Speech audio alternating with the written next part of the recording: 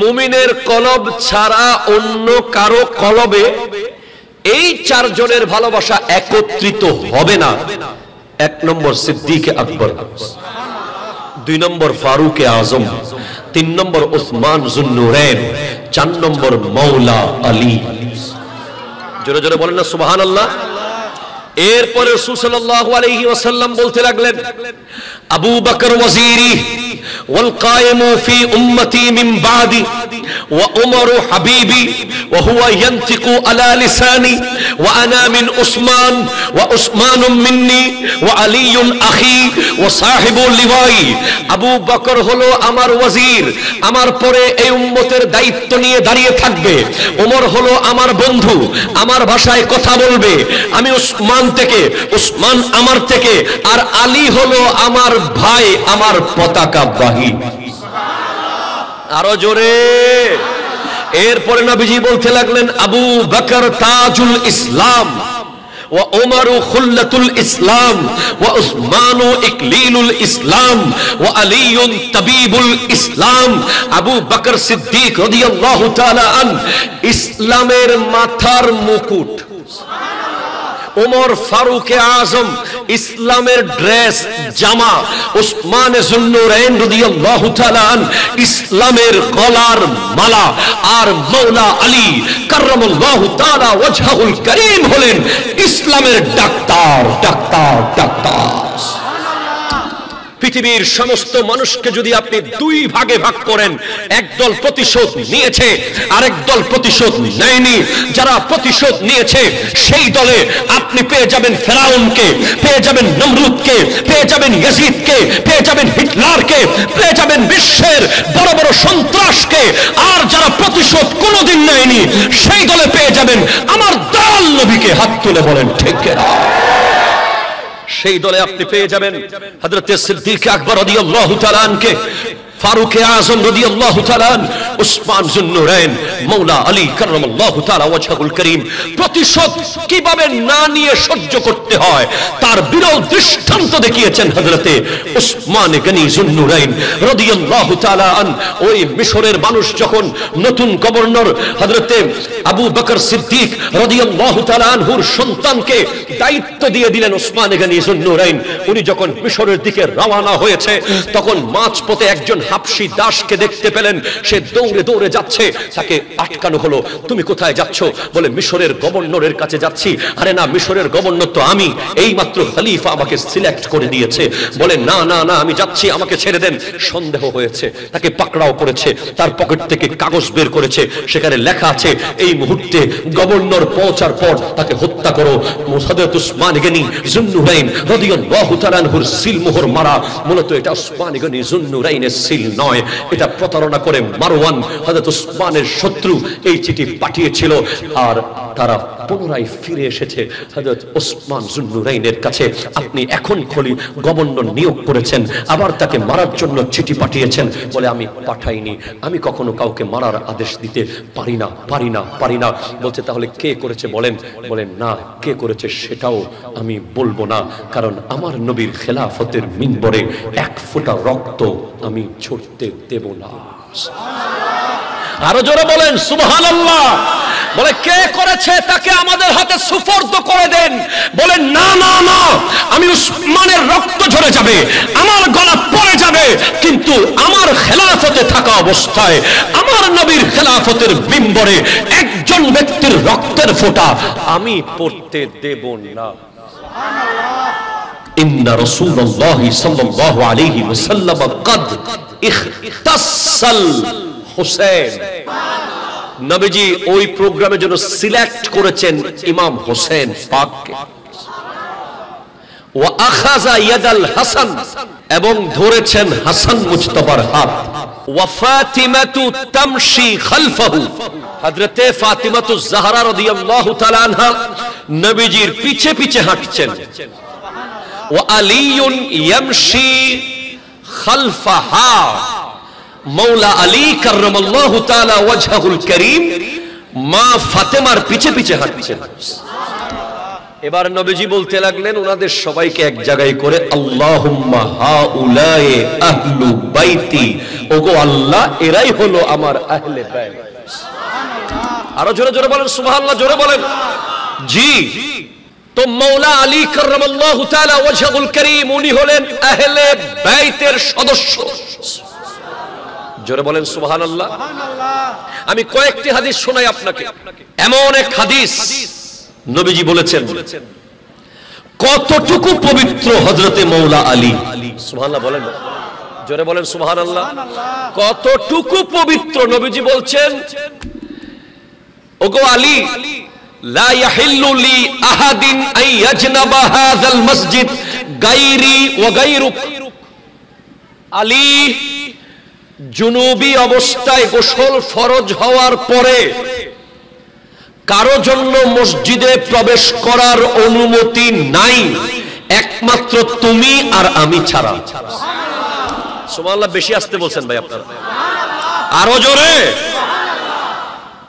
তুমি আর আমি, তুমি আলী আর আমি নবী, গোসল ফরজ হওয়ার পরেও মসজিদে ঢোকার অনুমতি আছে। কতটুকু পবিত্র আল্লাহ রেখেছেন। সুবহানাল্লাহ বলেন, বলেন। এরপর নবীজি বলেছেন, আলী আনতা আখি ফিদ দুনিয়া ওয়াল আখিরাহ। ওগো আলী, তুমি আমার ভাই দুনিয়াতে এবং আখিরাতে।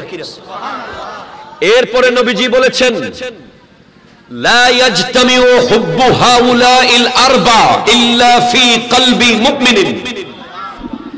একমাত্র মুমিনের কলব ছাড়া অন্য কারো কলবে এই চারজনের ভালোবাসা একসাথে হবে না।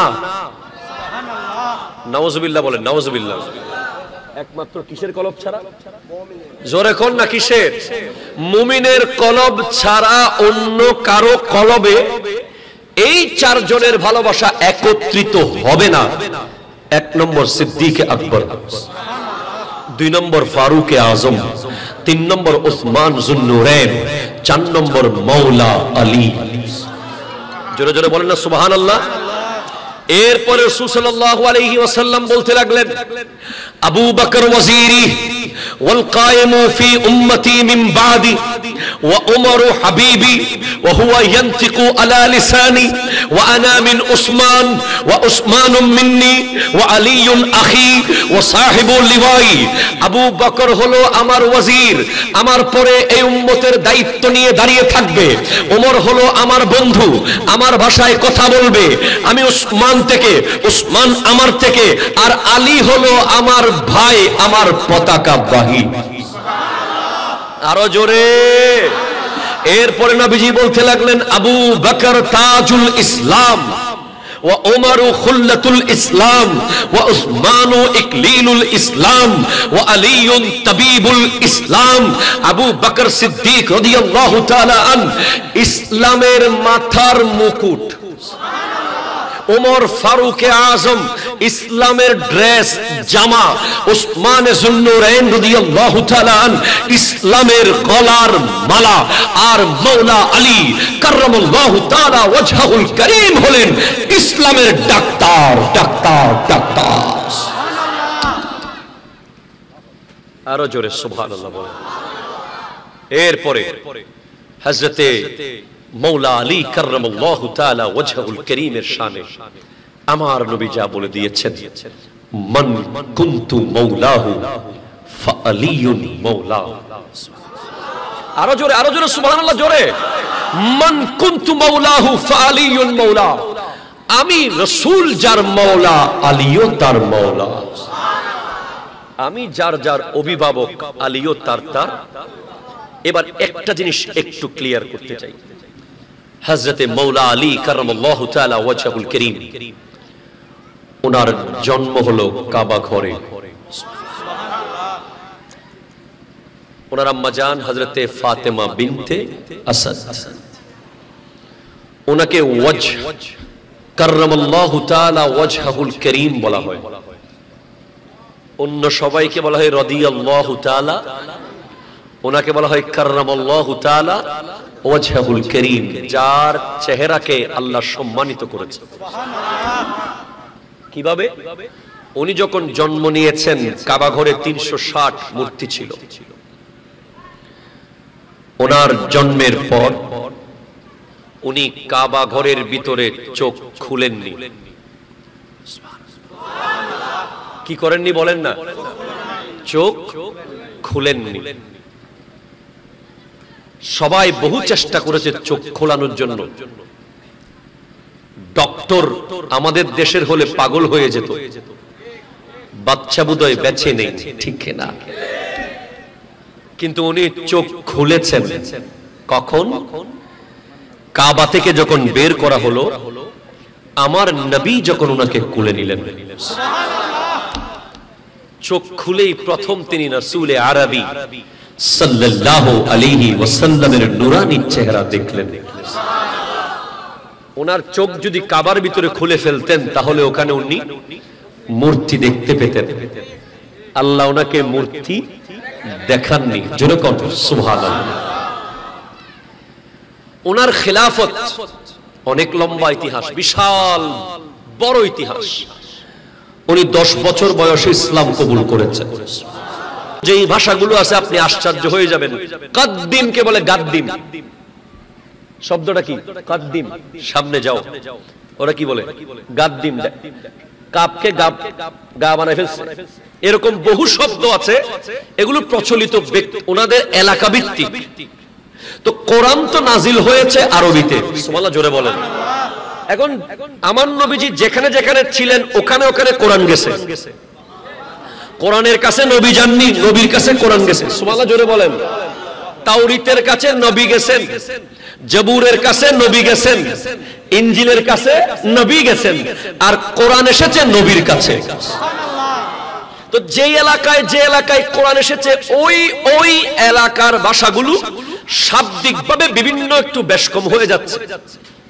তো হযরত উসমান গনি যুন্নুরাইন, যাকে জামিউল কোরআন বলা হয়, সুবহানাল্লাহ, জোরে বলেন, কোরআনকে একত্রিতকারী, যিনি একত্রীকরণ করেছেন, উনি করেছেন কি? দেখতেছেন যে এইভাবে যদি থাকে তাহলে সোনার মানুষ বলবে আর হইবে, ঠিক কিনা বলেন না?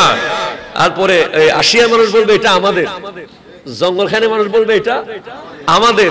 এখন মারাত্মক দ্বন্দ্ব লেগে যাবে। তখন তিনি করলেন কি? কোরআনের বিভিন্ন নুসখাগুলো, বিভিন্ন জায়গার নুসখাগুলো এক জায়গায় করে উনি একটা ভাষায় করেছেন। কয়টা? মানে একই শব্দ সবগুলা করে নিয়েছেন একটা মূল আরবিতে। সুবহানাল্লাহ, জোরে বলেন। এরপরে বাকি যেগুলো একটু কয়েকটা শব্দ এদিক সেদিক ছিল এলাকা ভিত্তিক, ওগুলোকে উনি পুড়িয়ে 6টা কপি উনি ছাপালেন। 6টা কপি বিভিন্ন জায়গায় একটা একটা করে পাঠিয়ে দিয়েছেন। তাহলে এই দোষটাও ভুল প্রমাণিত হয়েছে। সুবহানাল্লাহ, জোরে বলেন। অথচ বিদ্রোহীরা বলছে যে উনি কোরআন পুড়িয়েছেন। মূলত উনি কোরআন পুরান নাই, বরং কোরআন নিয়ে ভবিষ্যতে বড় ধরনের ফিতনা থেকে উনি জাতিকে রক্ষা করেছেন। সেদিন কোরআন যেমন ছিল আজকেও কোরআন তেমন আছে।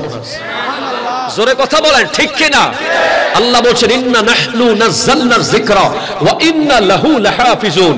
আজকের দিনে আপনি অবাক হয়ে যাবেন, ওই সুইডেনের মধ্যে পুলিশের পাহারায় কোরআন পোড়ানো হয়েছে। আর আমার মুসলমান ভাই আহমেদ আলুশ তাকেও সুইডেন পুলিশ 2টা কিতাব পোড়ানোর অনুমতি দিয়ে দিয়েছে, তোরাহ এবং বাইবেল। তোরাহ হচ্ছে ইহুদিদের ধর্মগ্রন্থ, বাইবেল হচ্ছে খ্রিস্টানদের ধর্মগ্রন্থ। ওই আহমেদ আলুশ মুসলমানের ছেলেকে বলছে, যাও, তোমাকেও আমরা সেই ক্ষমতা দিয়ে দিলাম, অনুমতি দিয়ে দিলাম। We will give you total protection. You can burn Torah and Bible. তুমিও পারো চাইলে তোরা পুড়িয়ে দিতে, বাইবেল পুড়িয়ে দিতে, তোমাকে কেউ কিছু করতে পারবে না। কিন্তু ইসলাম কখনো কোনো ধর্মগ্রন্থ পোড়ানো শিক্ষা দেয় না। হাত তুলে বলেন ঠিক কিনা? আরো জোরে বলেন ঠিক কিনা বলেন। সেই মুসলমান আহমেদ আলুস কোরআন হাতে নিয়েছে, তোরাহ আর বাইবেল হাতে নেয়নি। কোরআন হাতে নিয়ে কোরআনের 2 পাতার মাঝখানে একটা ফুল রেখে গোটা বিশ্বকে শান্তির বার্তা দিয়েছে। শান্তির বার্তা দিয়ে বুঝিয়ে দিয়েছে ইসলাম শান্তির ধর্ম, ইসলামে শান্তি ছিল, আছে, থাকবে। ইসলাম will give you total peace, total protection. Islam is the religion of peace. কথা বলেন ঠিক কি না? নারে তাকবীর, নারে রিসালাত, নারে গাউস, পবিত্র শহীদ কারবালা, গাউসিয়া কমিটি বাংলাদেশ, জাহিন জাহিদ সিরকুট। গোটা বিশ্ব আজ অবাক হয়ে গেছে, গোটা বিশ্ব চেঞ্জ হয়ে গেছে। Swedish police has permitted to burn Torah and Bible, but the young Muslim, young guy, Muslim, didn't burn, because Islam don't allow to burn any religious books. Islam কোনো ধর্মগ্রন্থ পোড়ানোকে কখনো এলাও করে না, ঠিক না? ইসলাম কারো মন্দির ভাঙাকে এলাও করে না, হাত তুলে বলো ঠিক না? ইসলাম কারো গির্জায় আঘাত করাকে এলাও করে না। ইসলাম কোন ধর্মকে আঘাত করা কখনো এলাও করেনি। আমার নবী গোটা বিশ্বকে প্রমাণ করে জানিয়ে দিয়েছিলেন ইসলামের কাছে অন্য সব ধর্ম নিরাপদ, নিরাপদ, নিরাপদ, ঠিক না? আজ যারা মুসলমানদেরকে আঙ্গুল দেখাতে চায়, জঙ্গি বলতে চায়, অন্য ধর্মের উপরে ত্রাস চালায় বলে মিথ্যা অপবাদ দিতে চায়, তারা দেখুক আহমেদ আলুসের সেই পৃথিবী কাঁপানো সেই প্রমাণ। আমরা সোশ্যাল মিডিয়ায় ছাড়ছি, কিন্তু এই সোশ্যাল মিডিয়া তো আমাদের হাতে না। তারা রিচ কমিয়ে দেয় ওই ভিডিওগুলোর, যাতে মুসলমানদের ঐতিহ্যগুলো যেন ফুটে না ওঠে। তারপরেও মানুষ দেখতেছে এই একটা দৃশ্য দেখে বিশ্বের লক্ষ লক্ষ বিধর্মী মুসলমান হয়ে যাচ্ছে। সুবহানাল্লাহ, জোরে বলেন। হায় হায় হায় হায় হায়।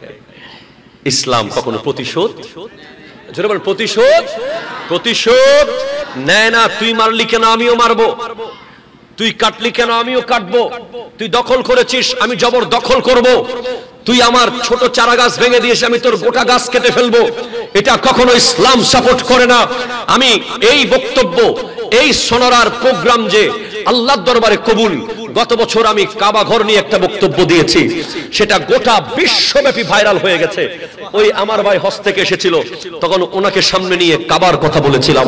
আজ আরেকটি কথা বলছি, ইনশাআল্লাহ গোটা বিশ্ববাসী এই সোনারার মেসেজটা শুনবে। মনে রাখবেন, পৃথিবীর সমস্ত মানুষকে যদি আপনি 2 ভাগে ভাগ করেন, একদল প্রতিশোধ নিয়েছে, আরেক দল প্রতিশোধ নেয়নি। যারা প্রতিশোধ নিয়েছে সেই দলে আপনি পেয়ে যাবেন ফেরাউনকে, পেয়ে যাবেন নমরুদকে, পেয়ে যাবেন ইয়াজিদকে, পেয়ে যাবেন হিটলারকে, পেয়ে যাবেন বিশ্বের বড় বড় সন্ত্রাসকে। আর যারা প্রতিশোধ কোনোদিন নেয়নি সেই দলে পেয়ে যাবেন আমার দল নবীকে। হাত তুলে বলেন ঠিক কিনা? সেই দলে আপনি পেয়ে যাবেন হযরত সিদ্দিক আকবর রাদিয়াল্লাহু তাআলা আনকে, ফারুক আযম রাদিয়াল্লাহু তাআলা, উসমান যুন্নুরাইন, মাওলা আলী কাররামাল্লাহু তাআলা ওয়াজহুল করিম। প্রতিশোধ কিভাবে না নিয়ে সহ্য করতে হয় তার বিরল দৃষ্টান্ত দেখিয়েছেন হযরতে উসমান গনি যুন্নুরাইন রাদিয়াল্লাহু তাআলা আন। ওই মিশরের মানুষ যখন নতুন গভর্নর হযরতে আবু বকর সিদ্দিক রাদিয়াল্লাহু তাআলা আনহুর সন্তানকে দায়িত্ব দিয়ে দিলেন উসমান গনি যুন্নুরাইন, উনি যখন মিশরের দিকে রওনা হয়েছে তখন মাঝপথে একজন হাবশী দাসকে দেখতে পেলেন, সে দৌড়ে দৌড়ে যাচ্ছে, তাকে আটকানো হলো। তুমি কোথায় যাচ্ছ? বলে মিশরের গভর্নরের কাছে যাচ্ছি। আরে না, মিশরের গভর্নর তো আমি, এই মাত্র খলিফা আমাকে সিলেক্ট করে দিয়েছে। বলে না না না, আমি যাচ্ছি, আমাকে ছেড়ে দেন। সন্দেহ হয়েছে, তাকে পাকড়াও করেছে, তার পকেট থেকে কাগজ বের করেছে, সেখানে লেখা আছে এই মুহূর্তে গভর্নর পৌঁছার পর তাকে হত্যা করো। হযরত উসমান গনি যুন্নুরাইন রাদিয়াল্লাহু তাআলা আনহুর সিলমোহর মারা। মূলত এটা উসমান গনি যুন্নুরাইনের সিল নয়, এটা প্রতারণা করে মারওয়ান হযরত উসমানের শত্রু এই চিঠি পাঠিয়েছিল। আর তারা পুনরায় ফিরে এসেছে হযরত ওসমান যুন্নুরাইনের কাছে। আপনি এখন গভর্নর নিয়োগ করেছেন, আবার তাকে মারার জন্য চিঠি পাঠিয়েছেন। বলে আমি পাঠাইনি, আমি কখনো কাউকে মারার আদেশ দিতে পারি না। বলছে তাহলে কে করেছে বলেন? বলেন না, কে করেছে সেটাও আমি বলবো না, কারণ আমার নবীর খেলাফতের মিম্বরে এক ফোঁটা রক্ত আমি ছড়তে দেব না।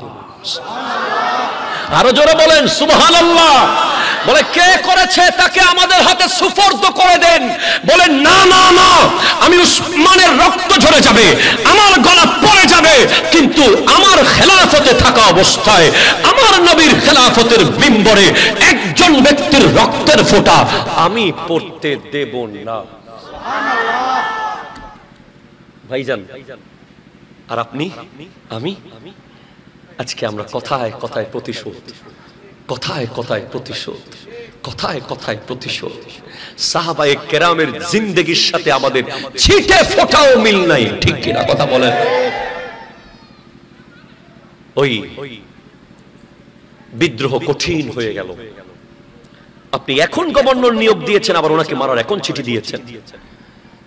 সিদ্দিক আকবর রাদিয়াল্লাহু তাআলা আনহুর সন্তান হযরত উসমান গনি যুন্নুরাইনের ঘরে ঢুকে গেলেন। ওনার দাড়ি মোবারক ধরে ফেললেন। উনি বলছেন, তোমার বাবা যদি এই দৃশ্য দেখতো তোমাকে আজকে ছাড়তো না। কি করতো আমি কল্পনা করতে পারছি না। সাথে সাথে সিদ্দিক আকবর রাদিয়াল্লাহু তাআলার সন্তান ছেড়ে দিয়ে আল্লাহর দরবারে ক্ষমা চেয়ে চলে গেছে। হযরত উসমান যুন্নুরাইন কোরআন তিলাওয়াত করছেন। উনি জানেন ওনার শাহাদাতের আরো 24 বছর আগে, 20 বছর আগে আমার নবী বলেছেন শহীদ। জোরে জোরে বলেন না সুবহানাল্লাহ। সাইদা রাসূলুল্লাহ সাল্লাল্লাহু আলাইহি ওয়াসাল্লাম উহুদান, নবীজি একবার উহুদ পাহাড়ে উঠেছেন। ফারাজাফা বিহিম, উহুদ নড়াচড়া শুরু করে দিয়েছে। নবীজি যখন উহুদে উঠেছেন, উহুদ নাচতে শুরু করে দিয়েছে যে গোটা কায়নাতের শ্রেষ্ঠ নবী রাসূল আমার উপরে উঠে গেছে। এমনিতে উহুদ তো দরুদ পড়তো নবীকে দেখলেই, উহুদ নাচা শুরু করে দিয়েছে। তো নবীজি বলেন, উসবুত উহুদ, এ উহুদ তুমি শান্ত হয়ে যাও। ফাইন্নামা আলাইকা নাবিয়্যুন ওয়া সিদ্দীকুন ওয়া শহীদান, তোমার উপরে একজন নবী দাঁড়িয়ে আছে, একজন সিদ্দিক দাঁড়িয়ে আছে, দুজন শহীদ দাঁড়িয়ে আছে। বলে কি বলেন? হ্যাঁ, নবীজির সাথে সিদ্দিক আকবর ছিলেন, হযরত ওমর ফারুক আজম ছিলেন, আর উসমান যুন্নুরাইন ছিলেন। এটা শাহাদাতের বহু বছর আগের কথা। তারপরও অনেকে মাইক্রোস্কোপ দিয়ে এলমে গায়েব খুঁজে পায় না, ঠিক কিনা বলেন? এলমে গায়েব মাইক্রোস্কোপ দিয়েও খুঁজে পাবে না, কারণ ওই চোখ তো নাই, ঠিক কিনা বলেন? জি, উসমান গনি যুন্নুরাইন রাদিয়াল্লাহু তাআলা দুজন ব্যক্তি শহীদ করেছেন। ইতিহাস বলছে হযরতে মাওলা আলী কাররামাল্লাহু তাআলা ওয়াজহুল কারীম এসে জিজ্ঞেস করলেন ওনার স্ত্রী নায়লা, যার একটা হাতের আঙ্গুল কেটে গিয়েছিল, যে কে হত্যা করেছে? বলে দুজন ব্যক্তি, চিনি নাই, দেখি নাই, চিনি না, দেখেছি হত্যা করে চলে গেছে। হযরত উসমান যুন্নুরাইন কোরআন তিলাওয়াত অবস্থায় শহীদ হয়েছেন। ইতিহাস এমন লিখেছে, আজ যারা হযরত উসমান যুন্নুরাইনকে খলিফা মানতে চাচ্ছে না, সিদ্দিক আকবর রাদিয়াল্লাহু তাআলা ফারুক আজমকে খলিফা বলতে অস্বীকার করতে চাচ্ছে, মাওলা আলীকে শুধু খলিফা বলতে চাচ্ছে, তাদের মধ্যে কি প্রেম ছিল! মুহাম্মদুর রাসূলুল্লাহ সাল্লাল্লাহু ওয়াল্লাযীনা মাহু আশিদ্দাউ আলাল কুফার রুহামাউ বাইনাহুম তারাহুম রুকআন সুজদা। আমার নবীর পরে সিদ্দিক আকবর, ওয়াল্লাযীনা মাহু মানে সিদ্দিক আকবর, আশিদ্দাউ আলাল কুফার ফারুক আজম, কাফেরদের উপরে কঠিন,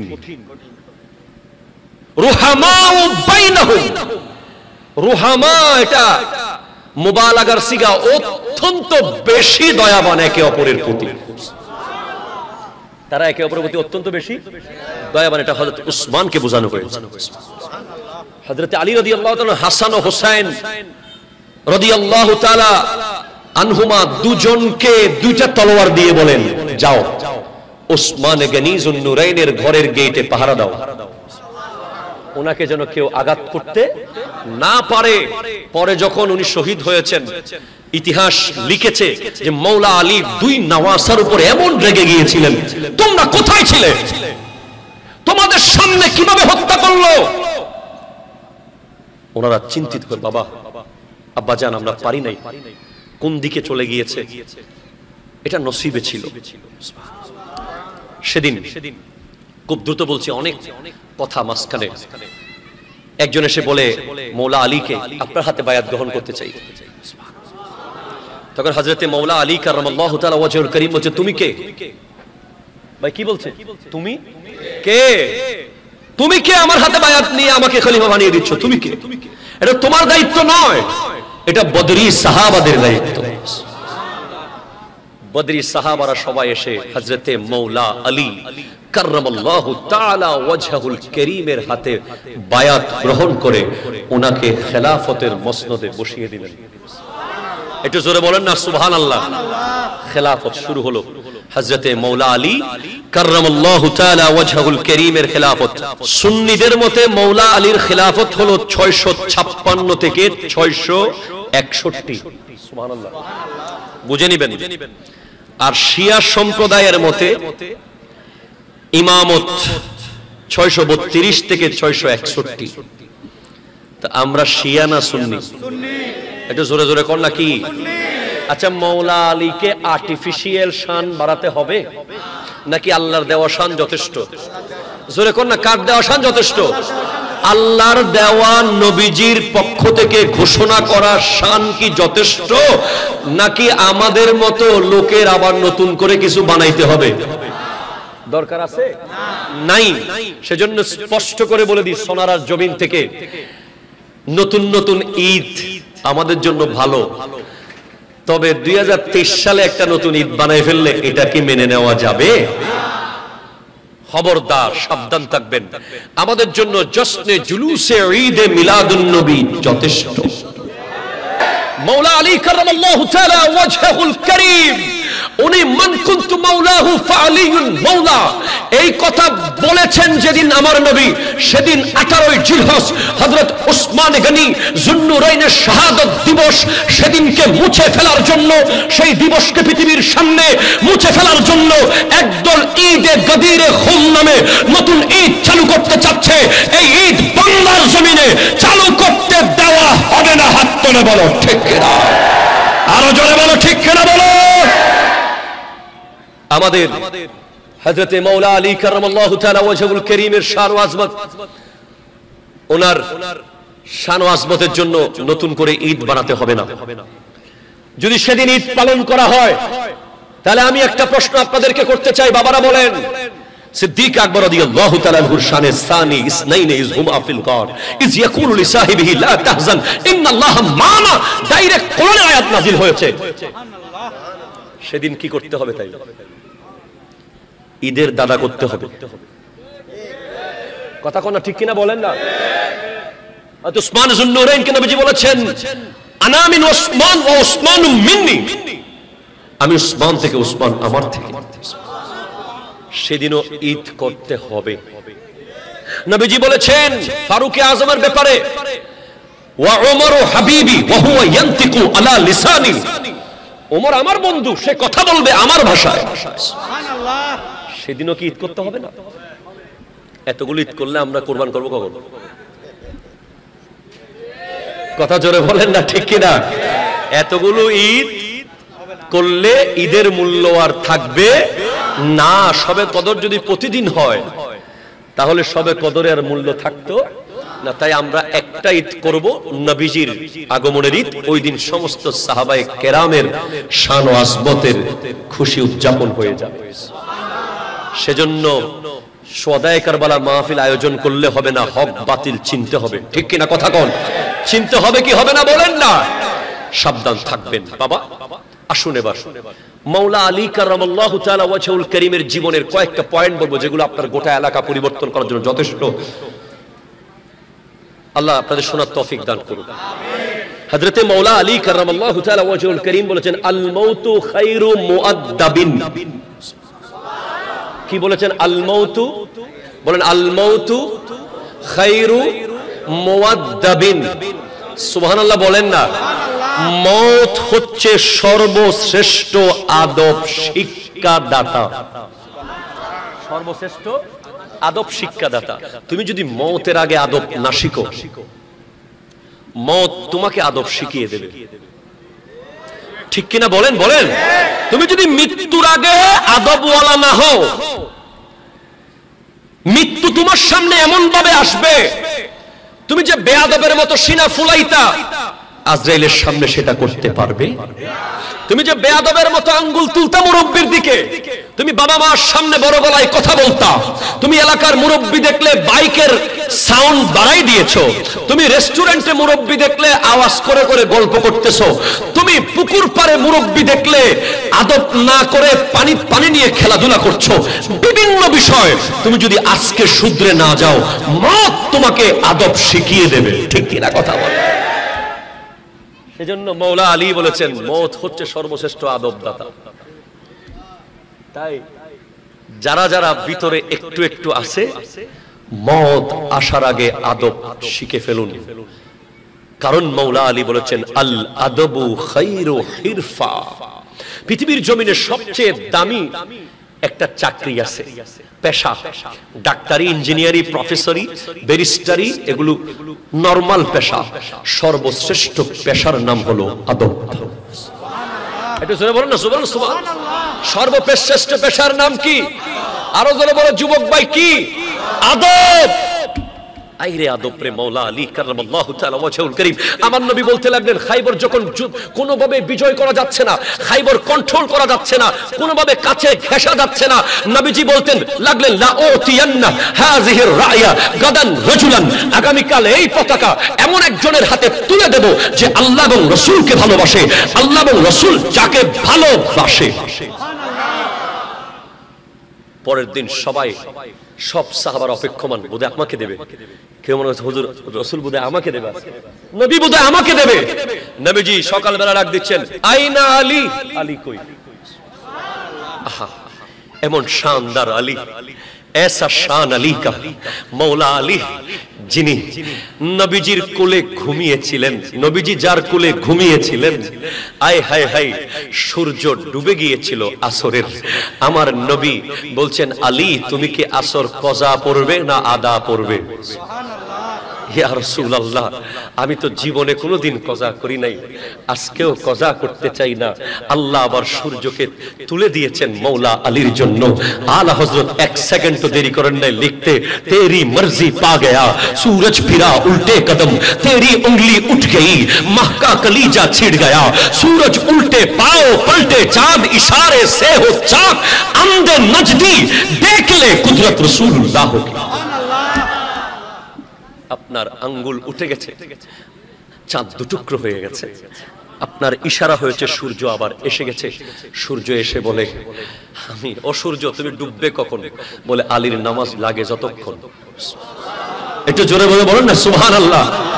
সূর্য পূজা করতে হবে না, চাঁদ পূজা করতে হবে না, গাছ পূজা করতে হবে না, পাথরকে খোদা মানতে হবে না, আল্লাহকে মানার মতো মানলে সূর্য তোমার জন্য আবার উঠে যাবে। ঠিক কিনা? আল্লাহকে মানার মতো মানলে মাওলা আলী কাররামাল্লাহু তাআলা ওয়াজহুল কারীম সিজদায় গেলে আল্লাহকে দেখে দেখে বলতেন সুবহান রাব্বিয়াল আলা। আল্লাহকে দেখে দেখে বলতেন, না দেখলে সুবহান রাব্বিয়াল আলা বলতেন না, দেখতেন আবার তুই বলতেন, হ্যাঁ আমার রব বড় পুত পবিত্র। জোরে বলেন সুবহানাল্লাহ। জি জি জি, আয় হায় হায়। উনি বলছেন পৃথিবীর সর্বশ্রেষ্ঠ পেশা। আমার নবী যখন ডাক দিলেন, কাল এই পতাকা দেব, মাওলা আলী সবার পিছে থাকার কথা ছিল আগে। নবীজি বলেছেন, আনা মদিনাতুল ইলম ওয়া আলীউন বাবুহা, আমি ইলমের শহর, আলী তার দরজা। বাংলাদেশে বিশ্বে বহু আলেম পাবেন যারা মৌলা আলীকে মোহাব্বত করে না, ঠিক কিনা কথা বলেন না? খারেজি পেয়ে যাবেন হয়তোবা, বহু আলেম পেয়ে যাবেন যারা আহলে বাইত রাসূলের আলোচনা করে না, আহলে বাইত রাসূলের শানে বেয়াদবি করে। আজকে দেখলাম ওই সুলাকিয়ার ইমাম বলতেছে, তার একটা লেখা পড়লাম যে কারবালার ময়দানের জন্য নাকি মুহররম দামি হয় নাই, ইমাম হোসাইনের জন্য নাকি 10 মুহররম দামি হয় নাই, এমনিতে আগের নবীদের জন্য দামি হয়েছে, ইয়াজিদ নাকি দায়ী ছিল না। আমরা বলতে চাই, আমরা শুধু হোসাইনি মুসলমান নই, আমরা হাসানি হোসাইনি। সেজন্য ইমামে হাসান যার সাথে সন্ধি করেছে হযরতে আমিরে মুয়াবিয়া রাদিয়াল্লাহু তাআলা, তার বিরুদ্ধে আমরা কথা বলি না। আর ইমামে হোসেন যার সাথে যুদ্ধ করেছে ইয়াজিদ, তার পক্ষে আমরা কথা বলতে দেব না, বলি না, তাকে আমরা মলউন জানি। হাত তুলে বলেন ঠিক না? সেজন্য বলতে চাচ্ছি বাবা, মনে রাখবেন, সাবধান হয়ে যাবেন, খবরদার। আজ হযরতে মৌলা আলী কাররামাল্লাহু তাআলা ওয়াজহুল করিমকে মোহাব্বত না করেও যারা ইলম শিখেছে, তারা কারা জানেন? সিটি গেট আছে না, সিটি গেটে মাঝে মাঝে চেক করে না, লাইসেন্স, ব্লু বুক, ফিটনেস সব চেক করার পরে ঢোকো। আবার অনেকেই আসছে না কক্সবাজার দিয়ে, আছে না এখনো? চেক হয়েছিল? কথা কয় না, চেক হয়েছে? কোন চেক? ডাইরেক্ট আসে গেছে বর্ডার ক্রস করে। তো বর্ডার ক্রস করে যারা ডুববে এলমের শহরে, তারা এলম পাবে হয়তো, কিন্তু আরেকটা হাদিস নবীজি বলেছেন, আনা দারুল হিকমা ওয়া আলিয়ুন বাবুহা, আমি হলাম হিকমত, প্রজ্ঞার ঘর, কামরা, আলী তার দরজা। যারা বর্ডার ক্রস না করে মেইন গেট দিয়ে আসবে, গেটে দেখাইতে পারবে এই যে দেখেন আহলে বাইতের মুহাব্বতের কার্ড। এরপর আবার গেটে যদি ধরে দেখেন এই সাহাবায়ে কেরামের মুহাব্বতের কার্ড। এই যে দেখেন 4টা চাকা নিয়ে আসছে গাড়িতে, 3টা চাকা না, কোরআন, সুন্নাহ, আহলে বাইত, সাহাবা। দেখেন মুহররম আসলেই কারবালার কথা আমরা স্মরণ করি, অন্য সময় সাহাবায়ে কেরামের আলোচনা করি, নবীজির শানের কথা বলি, নবীর জন্য দাঁড়াই, মিলাদ ও কিয়াম করি, আউলিয়ায়ে কেরামকে সম্মান করি, নবীজির সর্বোচ্চ তাজিম করি, নবীজির শান ও আজমত বয়ান করি। যাও সুবহানাল্লাহ বলেন না? কোথায় যাব? শহরে তো অনেকে ঢুকে, তোমরা খাস কামরায় চলে যাও। খাস কামরায় গেলে কি পাবে? হিকমত পেয়ে যাবে। আনা দারুল হিকমা, আনা গুরফাতুল হিকমা। নবীজি বলছেন, আমি হিকমতের কামরা, আলী তার দরজা। যাদের দিলে আহলে বাইত রাসূলের মুহাব্বত এবং সাহাবায়ে কেরামের তাজিম বরাবর আছে, তারা শুধু আলেম নয়, তারা হাকিম। যেমন আল্লামা গাজী শেরে বাংলা, যেমন শেরে মিল্লাত মুফতি উবাইদুল হক নাইমি রাহমাতুল্লাহ আলাইহি, এইভাবে হযরত আল্লামা নুরুস সাফা নাইমি, এইভাবে আল্লামা হাশিমি, খতিবে বাঙ্গাল জালালউদ্দিন আল কাদরি, সুবহানাল্লাহ জোরে বলেন না, আল্লামা আনসারী, আল্লামা মুফতি আব্দুল ওয়াজিদ, আল্লামা আসিউর রহমান কিবলা, জিনাদের প্রত্যেকের কদম আমার মাথার উপরে, চোখের উপরে। এরা শুধু আলেম নয়, এরা বড় বড় হিকমতওয়ালা আলেম, কারণ এদের সিনার মধ্যে আহলে বাইতের মুহাব্বতও আছে, সাহাবায়ে কেরামের মুহাব্বতও আছে। আর কিছু আলেম আছে না বড় বড় ইমাম আছে না, নাই বলেন না, যাদের একজনের ডাকে কয়েক কোটি মানুষ আসে। মাশাআল্লাহ, আসুক, অসুবিধা নাই। আপনারা আপনাদের যারা অডিয়েন্স, তাদেরকে যদি আপনারা আহলে বাইতের মুহাব্বত শিক্ষা দেন, নবীর প্রেম শিক্ষা দেন, কারবালার চেতনা শিক্ষা দেন, তাহলে বাংলাদেশটা জান্নাত হয়ে যাবে, ঠিক কিনা বলেন না? জি, মাওলা আলী কাররামাল্লাহু তাআলা ওয়াজহুল করিম আরেকটি কথা বলেছেন, ওয়াত্তাকওয়া খায়রু যাদিন, তাকওয়া হলো সর্বশ্রেষ্ঠ সামান কবরে নেওয়ার জন্য। সুবহানাল্লাহ জোরে বলবেন না আপনি? দুবাই যখন যান, অসংখ্য সামান লাগেজে থাকে, সবচেয়ে দামি সামানটা কি? পাসপোর্ট আর ভিসা। ও হতা হন না, ঠিক কিনা? অনর লাগেজের ভিতরে হয় 100 মোবাইল উদ্যোগ কয়েকশো ড্রেস তাইলে আবাসানা পাসপোর্ট নতাইলি কথা হল না ঠিক কিনা? পাসপোর্ট আর ভিসা যদি থাকে, টিকিটটা যদি থেকে যায়, তাহলে আপনার লাগেজ না থাকলেও ওখানে নেমে কিনতে পারবেন সবকিছু। কিন্তু পাসপোর্ট নাই, এত বড় বড় লাগেজের কোনো মূল্য নাই। তো কবরেও যাওয়ার সময় অনেক মাল নিয়ে যাবেন, নামাজ যাবে, রোজা যাবে, হজ যাবে, যাকাত যাবে, জিকির যাবে, দরুদ যাবে, সবকিছু যাবে। তবে মাওলা আলী বলছেন তাদের ভিতরে সবচেয়ে দামি যেটা প্রোডাক্ট কবরে নিতে পারবেন সেটার নাম হলো তাকওয়া। তাকওয়া, আরো জোরে বলেন সুবহানাল্লাহ। তো তাকওয়াটা কি? স্বয়ং এর স্বপনে, চিন্তায়, চেতনায়, উঠায়, বসায়, খাওয়ায়, দাওয়ায়, যাওয়ায় সব সময় মনে করা কেউ দেখুক আর না দেখুক আমার আল্লাহ দেখছে। এরপরে মাওলা আলী কারামাল্লাহু তাআলা ওয়াজহুল কারীম বলেছেন ওয়াল ইলমু খায়রু মিরাসিন, পৃথিবীর সবচেয়ে রেখে যাওয়া সম্পদের মধ্যে বাড়ি দামি নয়, জায়গা দামি নয়, পুকুর দামি নয়, ওই মার্কেট দামি নয়, ওই শপিং মল দামি নয়। রেখে যাওয়া সম্পদের মধ্যে সবচেয়ে দামি সম্পদ হলো ইলমে দ্বীন। ইলমে দ্বীন, ইলমে দ্বীন। আজকের সন্তান এখন মক্তবে আর যায় যায়? মক্তব আছে এখানে? আছে। মক্তবে যাবে কেমনে? কেমনে যাবে? আপনি ফাইলিং এর মধ্যে সিমেন্ট কম দিচ্ছেন, কথা কন না ভাই? ফাইলিং এর মধ্যে খরচ বেশি না তালাই খরচ বেশি? আরো জোরে। ফাইলিং এ খরচ যত বেশি করবেন তারা তত উপরে যাবে।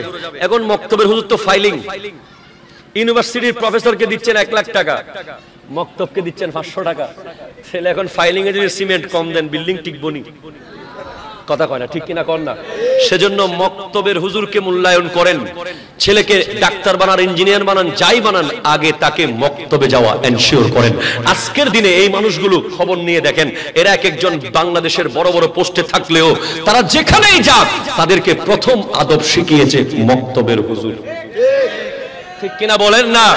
আপনি একজন ডিসি কে জিজ্ঞেস করেন, একজন এমপি কে জিজ্ঞেস করেন, একজন এডিসি কে জিজ্ঞেস করেন, এসপি কে জিজ্ঞেস করেন, ভাই অনেক এসপি দেখছি, আপনার মতো ভদ্র নম্র এত মিষ্টভাষী তো দেখি নাই, কোথায় শিখলেন? উত্তর দেবে ওই আমার গ্রামে সেই ছোট্ট মসজিদে মক্তবের হুজুর আমাকে ছোটবেলায় শিখিয়েছিল মানুষের সাথে মুস্কি হেসে কথা বলতে হয়, মানুষকে দেখলে মহব্বত করতে হয়। আজকে তাদের দাম নাই, কলেজের টিচারের দাম, ইউনিভার্সিটির টিচারের দাম দেন, কোনো অসুবিধা নাই। তবে ফাইলিং এর সিমেন্ট কম দিলে বিল্ডিং, জোরে বলেন না ঠিক কিনা? আমার যুবক ভাই তোমাদেরকে নিয়ে অনেক কথা বলার ছিল। আই এম এক্সট্রিমলি সরি এজন্য